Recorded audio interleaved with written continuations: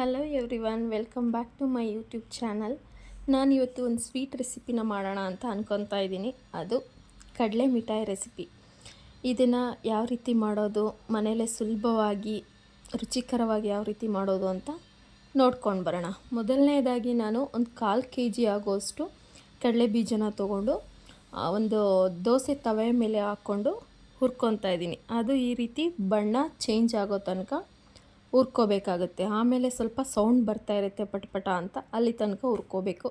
ಅದಾದಮೇಲೆ ನಾನು ಎಲ್ಲ ಫುಲ್ ಹುರಿದಾದ್ಮೇಲೆ ಈ ರೀತಿ ಒಂದು ಮೊರಕ್ಕೆ ಟ್ರಾನ್ಸ್ಫರ್ ಮಾಡಿಕೊಂಡು ಅದ್ರ ಸಿಪ್ಪೆನೆಲ್ಲ ತೆಕ್ಕೊಬೇಕಾಗತ್ತೆ. ಮೊದಲು ಸುಡ್ತಾ ಇರುತ್ತೆ, ಸ್ವಲ್ಪ ಒಂದು 5 ನಿಮಿಷ ಆದಮೇಲೆ ನೀವು ಅದನ್ನು ಈ ರೀತಿ ಉಜ್ಜಿದ್ರೆ ಸಿಪ್ಪೆ ಎಲ್ಲ ಬಿಟ್ಕೊಳ್ಳುತ್ತೆ. ಸಿಪ್ಪೆ ಬಿಟ್ಕೊಂಡ ನಂತರ ನಾವು ಇದರಿಂದ ಆ ಸಿಪ್ಪೆನೆಲ್ಲ ಬೇರ್ಪಡಿಸ್ಬೇಕು. ಈ ಮೊರ ತೊಗೊಂಡು ಈ ರೀತಿ ಕೇರಿದ್ರೆ ಆ ಸಿಪ್ಪೆ ಎಲ್ಲ ಹೋಗಿಬಿಡುತ್ತೆ. ಇದು ಹೋಗಿದ ನಂತರ ನಾವು ಇದನ್ನು ಒಂದು ಪ್ಲಾಸ್ಟಿಕ್ ಪೇಪರ್ ಮೇಲೆ ಹಾಕ್ಕೊಂಡು ನಾನು ಚಪಾತಿ ಲಟ್ಟಣಿಗೆಯಲ್ಲಿ ಈ ರೀತಿ ಸಣ್ಣದಾಗಿ ಪುಡಿ ಮಾಡ್ಕೊತಾ ಇದ್ದೀನಿ. ಯಾಕಂದರೆ ಅದೇ ರೀತಿ ದಪ್ಪದಾಗಿದ್ದರೆ ಅಷ್ಟು ಚೆನ್ನಾಗಿ ಅನಿಸಲ್ಲ. ಅದಕ್ಕೆ ನಾನು ಕೋರ್ಸಾಗಿ ದಪ್ಪದಾಗೇ ಪುಡಿ ಮಾಡ್ಕೊಂಡಿದ್ದೀನಿ. ಜಾರ್ಗೆ ಹಾಕೋದು, ಮಿಕ್ಸಿ ಜಾರಲ್ಲಿ ನಾವು ಪುಡಿ ಮಾಡ್ಕೋಬೋದು, ಆದರೆ ಫುಲ್ ನೈಸ್ ಆಗಿಬಿಡುತ್ತೆ ಅಂತ ಅದು ಮಾಡ್ಕೊಂಡಿಲ್ಲ. ಆಮೇಲೆ ಸ್ವಲ್ಪ ಬೆಲ್ಲನ ತೊಗೊಂಡಿದ್ದೀನಿ. ಒಂದು ಅರ್ಧ ಅಚ್ಚು ಬೆಲ್ಲನ ತೊಗೊಂಡು 1-2 ಟೇಬಲ್ ಸ್ಪೂನ್ ಆಗೋಷ್ಟು ನೀರನ್ನ ಹಾಕ್ಕೊಂಡು ಈ ರೀತಿ ಪಾಕನ ತೆಕ್ಕೊತಾ ಇದ್ದೀನಿ.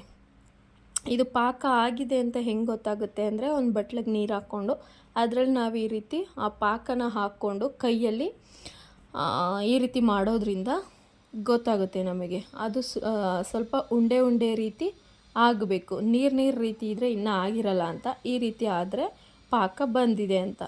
ಅದಕ್ಕೆ ಬಂದ ಮೇಲೆ ನಾವು ಇದಕ್ಕೆ ರೆಡಿ ಮಾಡಿ ಇಟ್ಕೊಂಡಿರೋ ಅಂಥ ಕಡಲೆ ಬೀಜ ಪುಡಿನ ಇದಕ್ಕೆ ಹಾಕ್ಕೊಂಡು ಚೆನ್ನಾಗಿ ತಿರುಗಿಸ್ಕೋಬೇಕಾಗತ್ತೆ. ಈ ಹಂತದಲ್ಲಿ ನೋಡ್ತಾ ಇದ್ದೀರಲ್ವ, ನಾನು ಎಷ್ಟು ಪುಡಿ ಮಾಡ್ಕೊಂಡಿದ್ದೀನೋ ಅಷ್ಟು ಫುಲ್ಲೂ ಇದಕ್ಕೆ ಹಾಕ್ಕೊಂಡು ನಾನು ತಿರುಗಿಸ್ತಾ ಇದ್ದೀನಿ.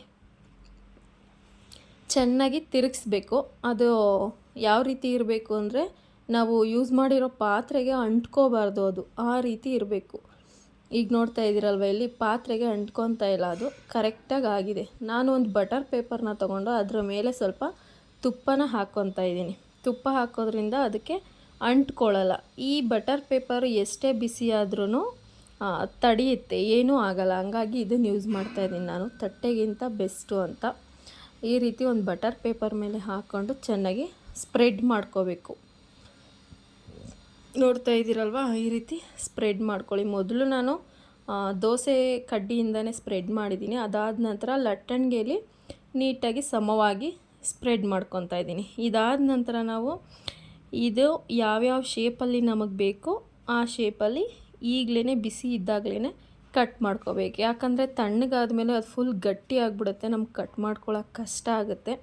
ಹಾಗಾಗಿ ಈ ಹಂತದಲ್ಲೇ ಯಾವ ಶೇಪಿಗೆ ಬೇಕೋ ಆ ಶೇಪ್ಗೆ ಕಟ್ ಮಾಡ್ಕೋಬೇಕು. ಕಟ್ ಮಾಡ್ಕೊಂಡ ನಂತರ ಅದು ತಣ್ಣಗಾದ್ಮೇಲೆ ನೋಡ್ತಾ ಇದ್ದೀರಲ್ವ, ಇದು ಯಾವ ರೀತಿ ಇದೆ ಅಂತ. ತುಂಬ ಚೆನ್ನಾಗಿತ್ತು ಟೇಸ್ಟ್. ನೀವು ಮನೇಲಿ ಮಾಡ್ಕೊಳ್ಳಿ ಈಸಿಯಾಗಿ. ಹೊರಗೆ ತಂದು ಮಕ್ಳಿಗೆ ಕೊಡೋದಕ್ಕಿಂತ ಮನೇಲೇ ಮಾಡ್ಕೊಂಡು ತಿಂದರೆ ಆರೋಗ್ಯವಾಗೂ ಇರುತ್ತೆ, ಚೆನ್ನಾಗೂ ಇರುತ್ತೆ. ನೀವಿನ್ನೂ ನನ್ನ ಚಾನಲ್ನ ಸಬ್ಸ್ಕ್ರೈಬ್ ಮಾಡಿಲ್ಲ ಅಂದರೆ ಪ್ಲೀಸ್ ಸಬ್ಸ್ಕ್ರೈಬ್ ಮಾಡಿ. Thank you so much.